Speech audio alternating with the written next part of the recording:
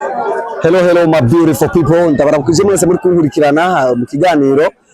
Ano masaha ndi kumwe numwe mu bakinyi navuga ati rurangiranwa muri Premier League.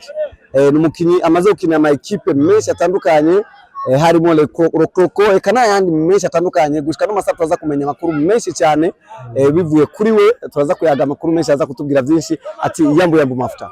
Yambu cyane.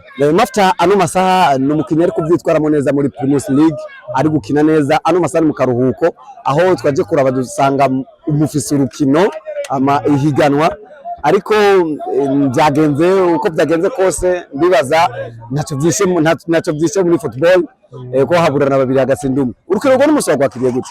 Urukino rw'uno munsi rwari urukino rukomeye cyane.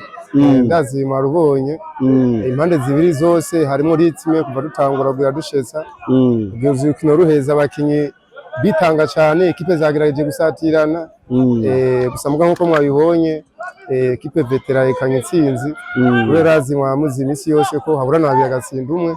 Twabuze chance umunsi veteran bameze neza, barose chance, twarose umwanya munini wo gutera mu igori, ariko n'amashanye twarose, ariko veteran barose badutsinda igitsindo kimwe.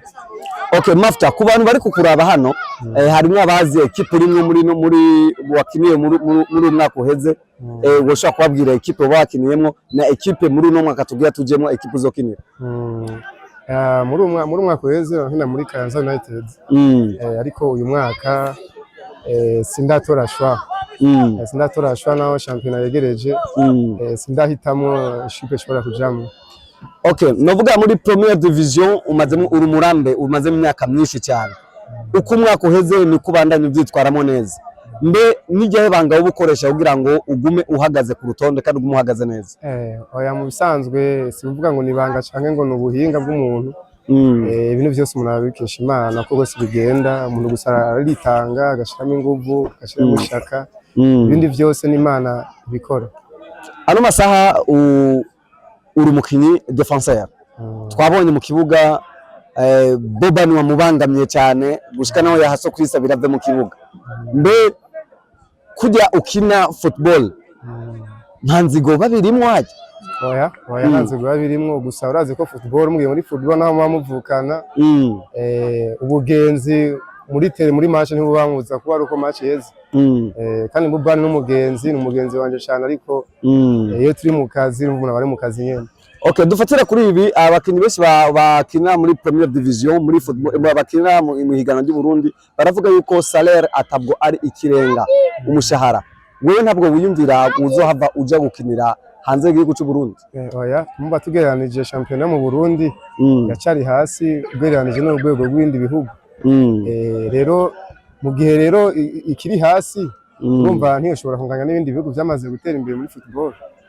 Urindira kujya ukina nka nkigana ndi Tanzania mu Rwanda ho numva barareha amahera menshi. Uramaze kwiyumvira ko umunsi umwe uzavuge na guprepara? Ego twese nga abakinyi dukina mu Burundi nizo ndoto zacu. Umuntu avuga ati objectif sohoke.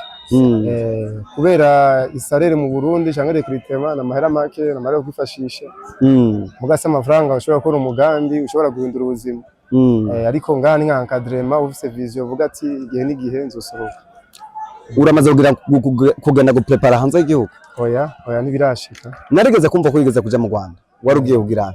Oya mu Rwanda ngiye gutembera gusa. Ariko igihe ugenda benshi baravuze ko warugiye guprepara, baravuga ko na equipe yagushimye, ariko ngo hari ivyo nonekaye.